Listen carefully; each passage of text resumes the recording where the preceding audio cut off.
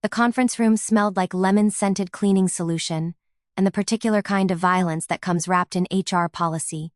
I watched Marjorie's mouth move, restructuring, new direction, valued contributions, and felt nothing, not surprise, not even anger anymore, just the hollow ring of inevitability, like the final number being called in a lottery you knew was rigged from the start.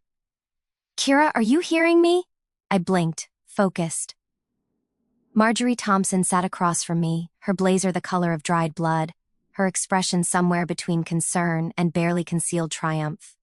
Denise from HR flanked her left, fingers poised over an iPad like a court stenographer recording an execution. "I'm hearing you," I said. What I heard beneath her words was louder. "You're 55. You're expensive. You're a woman who makes men uncomfortable in meetings. You're obsolete." Marjorie slid a manila folder across the table. It whispered against the wood, a sound I'd been expecting for exactly 23 days. Ever since the email that wasn't meant for me landed in my inbox at 11:47 p.m. on a Tuesday. Subject line, phase-out strategy, leadership restructure 4th quarter. My name had appeared in bullet point 3. 2 weeks for every year of service, Denise said, her voice the temperature of a morgue. 30 weeks total, plus extended health benefits through March. We think that's more than fair. Fair. The word tasted like copper. I nodded slowly, accepting the folder without opening it. Inside would be papers that valued 15 years of my life, 6 groundbreaking projects, and 1 algorithm that currently powered 40% of Fortune 500 accounting systems at roughly $437,000. Before taxes. "I completely understand," I said, my voice steady as bedrock. "These decisions are never easy." Something flickered across Marjorie's face. Relief, maybe. Or disappointment that I wasn't going to cry. They always expect tears from women my age. Begging. Promises to do better, work harder, cost less. "We'd like you to transition out by Friday," Marjorie continued, gaining confidence. "Keycard, laptop, phone, all returned before you leave. Your team will be notified this afternoon." My team. 6 engineers I'd recruited from conferences and coffee shops and competing firms. Miguel with his elegant code architecture, Anita who could debug in her sleep. The same people who'd helped me build the distributed processing algorithm that Victor Lawson had presented at last year's Tech Summit, referring to me as one of our research team members, while venture capitalists threw money at his feet. I stood, smoothing my skirt. Through the glass wall, I could see Victor in the executive conference room, gesturing at a presentation screen. "Q3 revenue projections," it said. "Built entirely on technology I'd created, attributed to a company that was currently firing me." "Is there anything else?" I asked. Marjorie and Denise exchanged glances. My composure was breaking their script. That's all," Marjorie stammered. "Thank you for being professional about this." I smiled, small, contained, the kind of smile that doesn't reach the eyes. Of course. What I didn't say, I'd been professional about this for 23 days. While they'd planned my execution, I'd been building my resurrection. The patent application I'd filed 31 days ago. The contract negotiations I'd finalized yesterday. The text message I would send in exactly 4 minutes to Gregory Sullivan, CEO of Precision Systems, Tech Vantage's largest competitor. 3 words, it's happening. Friday. I walked out of that glass conference room carrying a folder that said I was finished. I was just beginning. The Meridian restaurant existed in that expensive hush where power brokers made deals that destroyed or created empires before dessert arrived. Gregory Sullivan had chosen a private alcove in the back, shielded by Japanese screens that turned our conversation into shadows and whispers. "They actually did it," Greg said, setting down his wine glass. His eyes held something between admiration and disbelief. I thought Victor might have enough sense to. Victor has never had sense, just ego. I unfolded my napkin with deliberate care, buying time to steady my hands. Now that it was real, now that the termination was official, my body wanted to shake. I wouldn't let it. "He thinks my algorithm is just background infrastructure, plumbing. Something any competent engineer could replicate. Can they? In 3 to 5 years, maybe. If they hire the right people, fund it properly, and don't make any catastrophic mistakes." I met his gaze. "Which means no. They can't," Greg leaned back and I saw the calculation happening behind his eyes. He was a competitor, yes, but he was also a businessman who'd built precision systems from a struggling startup to Tech Vantage's primary rival. He understood value. More importantly, he understood timing. "Tell me about the patent," he said. I'd been waiting for this question. Had rehearsed the answer until it felt like truth instead of strategy. 3 months ago, I discovered Tech Vantage never filed the original patent application for the distributed processing algorithm. They claimed it was an oversight, assured me they'd handle it. I paused, taking a sip of water to ease the tightness in my throat. But something felt wrong, so I checked the internal documentation, and I found a strategy memo. They were planning to claim the algorithm as company-developed technology without specific inventor attribution, generic enough that no individual could claim ownership. The memory still tasted bitter. They wanted to erase me before making it official. Greg's expression darkened. "But you beat them to it." "Not exactly."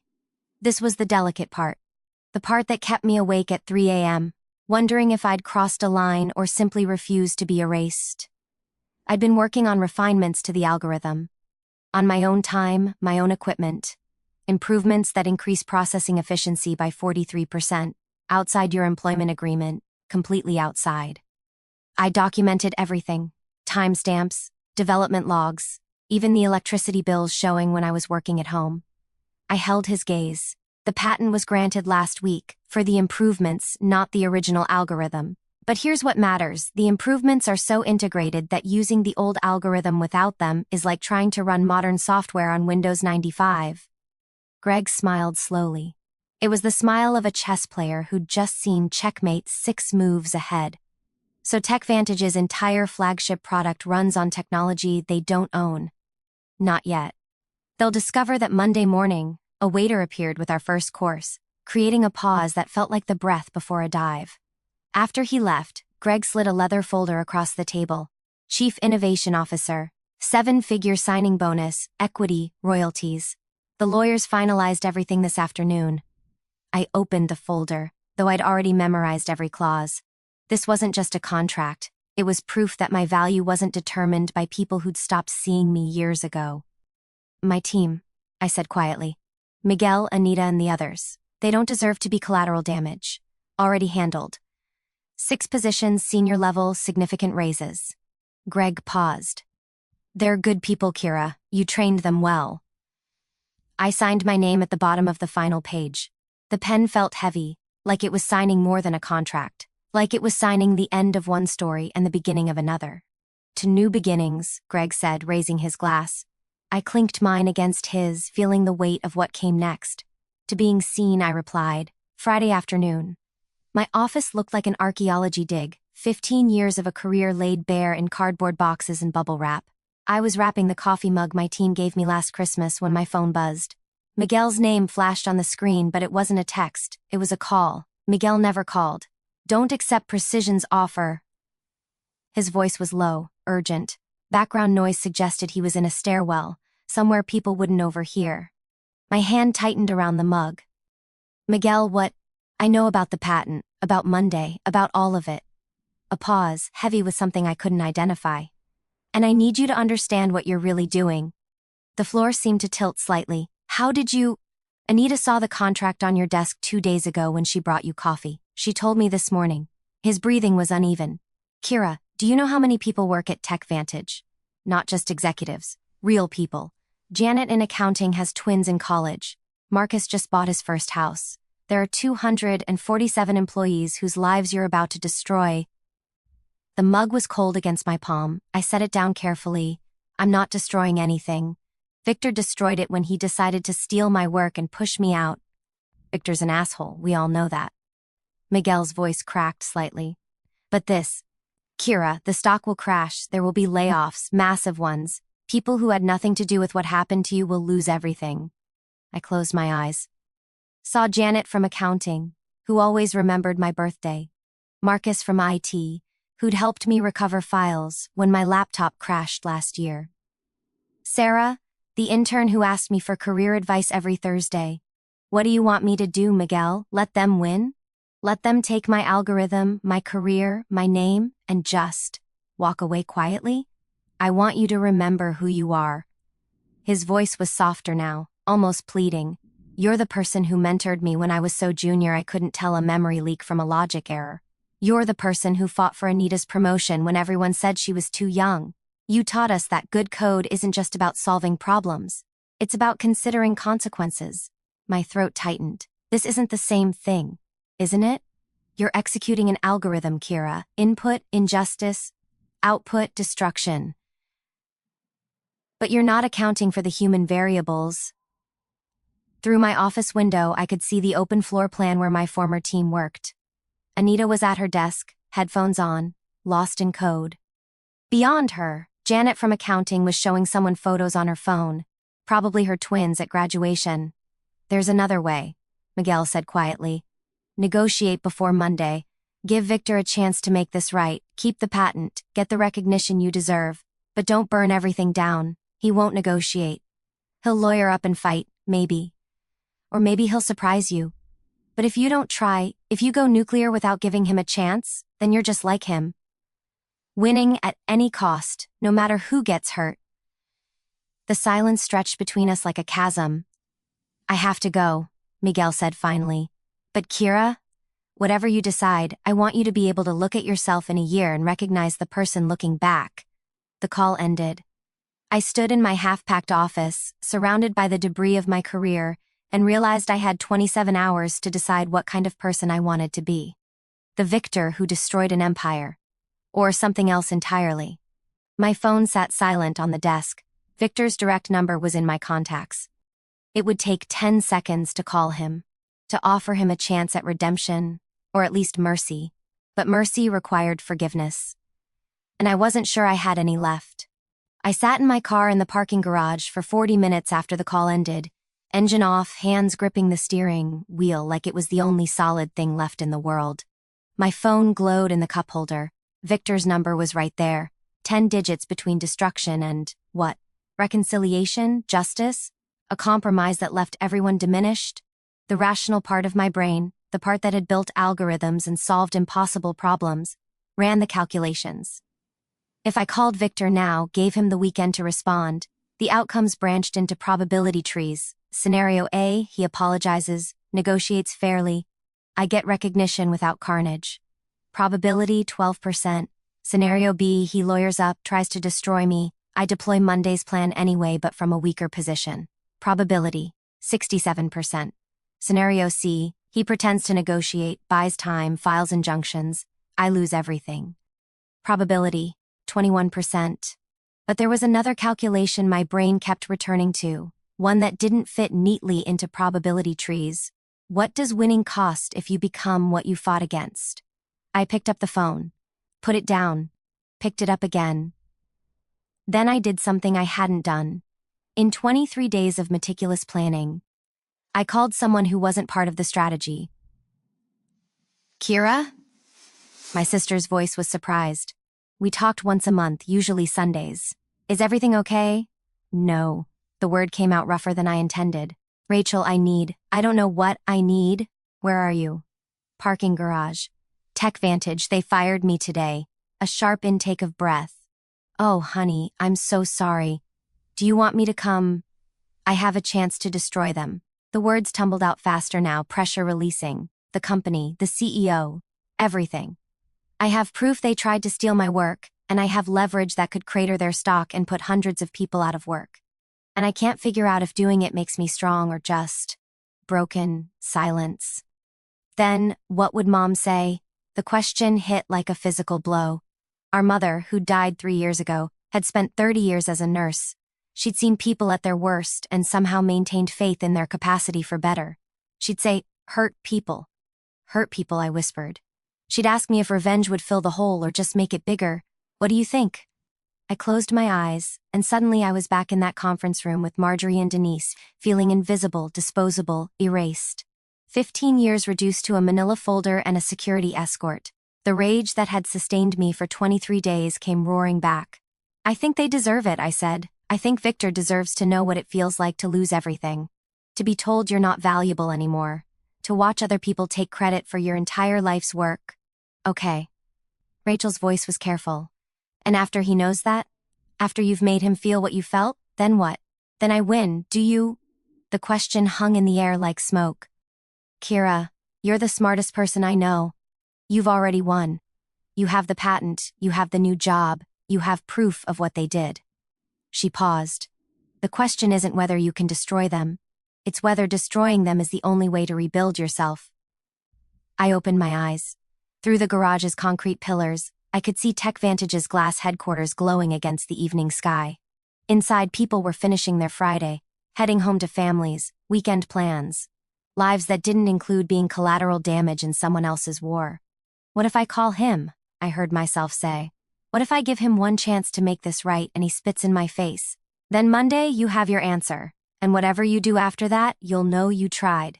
After we hung up, I sat with my phone for another 10 minutes. Then I pulled up Victor's contact information and typed a message before I could talk myself out of it. We need to talk. Tonight, come alone. This is your only warning and your only chance. I hit send and immediately wanted to take it back. 3 minutes later, my phone buzzed. Meridian Restaurant, 8 p.m. I'll be there. Victor Lawson looked smaller than I remembered. He sat across from me in the same alcove where I'd signed the precision contract just 2 days ago. But this time the space felt different. Tighter. Like the walls were listening. He'd aged since I'd seen him up close. Gray at the temples, lines around his eyes that hadn't been there last year when he'd accepted applause for my algorithm. He ordered scotch. I ordered nothing. Kira. He tried my name like he was testing its weight. I got your message. What's this about? I slid a single sheet of paper across the table. Not the patent. Not the contract. Just a printed email. The one that had accidentally landed in my inbox 23 days ago. The one with the subject line, Phase Out Strategy. Leadership Restructure Q4. His face went pale as he read bullet point 3. How did you...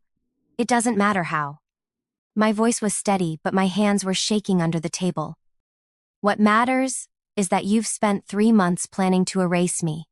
To take credit for my work, eliminate my position, and rewrite history so thoroughly that in 5 years, no one would remember I existed. He set down the paper carefully. That memo was. It was a draft, exploratory. We weren't actually going to. Don't. The word came out sharp enough to cut. Don't insult me by lying now. I found the patent application you never filed, the strategy documents, the budget reallocation that eliminates my entire department but triples marketing spend. I leaned forward. I know exactly what you were going to do, what you did do. You fired me this morning, Victor. It's done. He took a long drink of scotch. So this is what? Revenge? You're going to leak that memo to the press, sue us for wrongful termination? I could. I pulled out my phone, opened a document, and turned it to face him. Or I could do something much worse. His eyes scanned the screen. The patent application, granted last week, for processing algorithm improvements.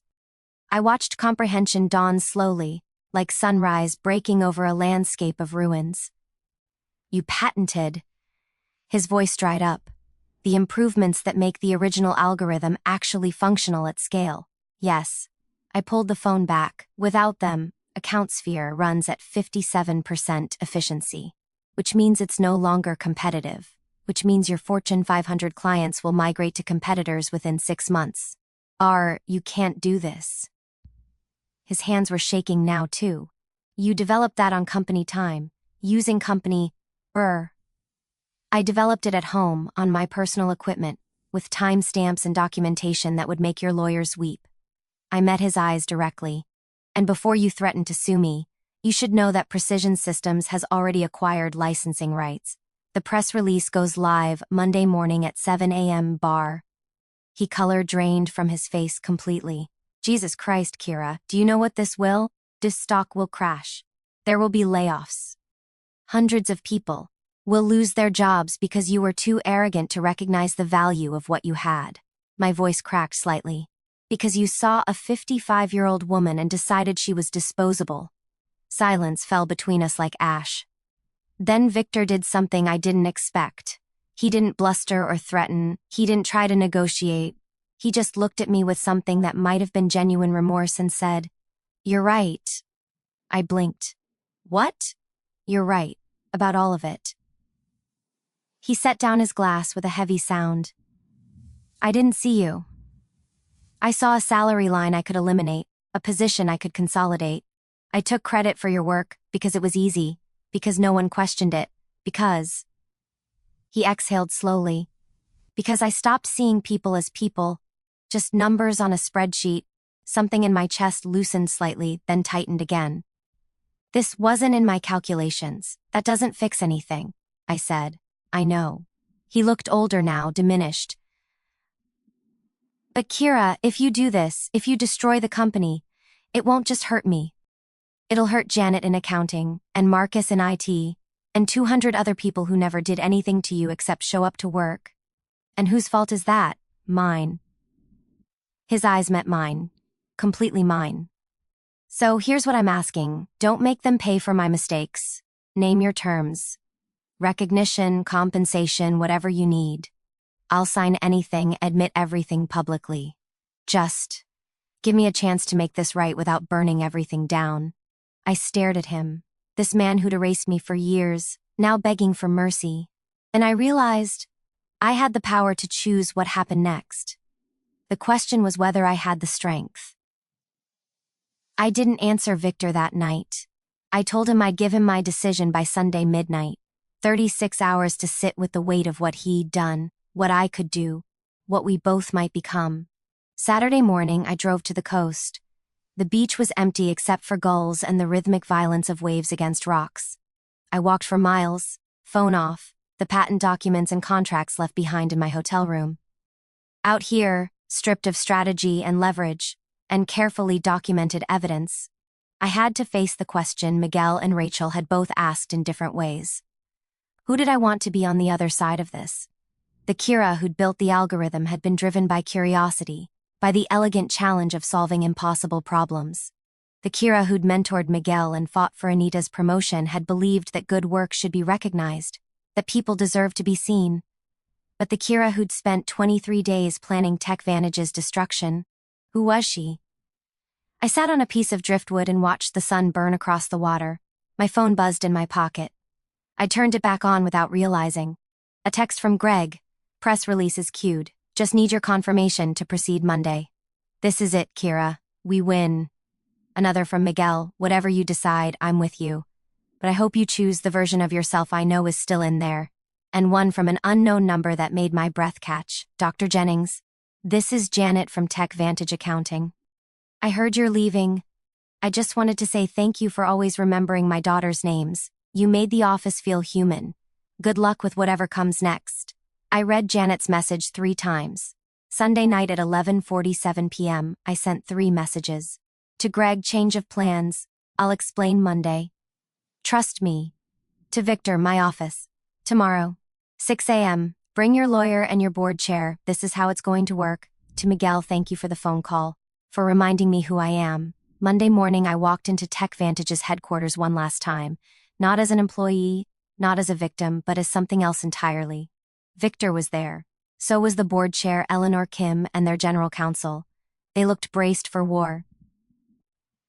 I laid out my terms, public acknowledgement of my role as the algorithm's creator, my name on the patent, on the product, in every piece of marketing material. A formal apology, delivered personally by Victor at the next industry conference. A seat on Tech Vantage's board of directors with full voting rights. And licensing terms for my improvements that were fair but not predatory. Enough to ensure I was valued, not enough to destroy them. In exchange, I said, watching Victor's face, Precision Systems doesn't acquire exclusive rights. The press release gets rewritten. And you get the chance to rebuild your company into something better than what it was. Eleanor studied me carefully. Why? You could destroy us. Why give us a way out? Because 247 people work here, who don't deserve to lose everything because their CEO is an asshole. I looked directly at Victor, and because winning by becoming the thing I hate isn't winning at all. Victor signed, so did Eleanor. By noon, the new agreement was finalized. I never did take the position at Precision Systems. Instead, I formed my own company. Small, selective, focused on developing new innovations with proper attribution from day one. Miguel and Anita joined me. So did 3 other engineers who were tired of being invisible. 6 months later, I gave a keynote at the Technology Innovation Conference. not about algorithms or processing speeds, but about the cost of recognition, the price of revenge, and the harder choice of building something new instead of burning down something old. Victor was in the audience. We didn't speak, but he nodded once when our eyes met. A year after that termination meeting, I stood in my home office, smaller than the one at Tech Vantage, but mine, and looked at the patent hanging on the wall. My name in bold letters, not erased, not hidden, finally, completely visible. My reflection in the window looked back at me. I recognized her. She looked like someone who'd learned that the truest victory isn't in destroying your enemies, it's in refusing to let them destroy who you are. The algorithm still runs an account sphere. My name is on it now, exactly where it belongs. But more than that, I can look at Janet's daughter's graduation photos on social media and know they didn't lose their college funding because I chose destruction over justice. That's the algorithm I'm most proud of. Input, injustice. Process, consider all variables, including human cost. Output, transformation, not annihilation. Some nights I wonder what would have happened if I'd pushed that button. If I'd watched Tech Vantage burn and called it justice. But then I look in the mirror and see the woman I chose to become instead, and I know I solved the right problem.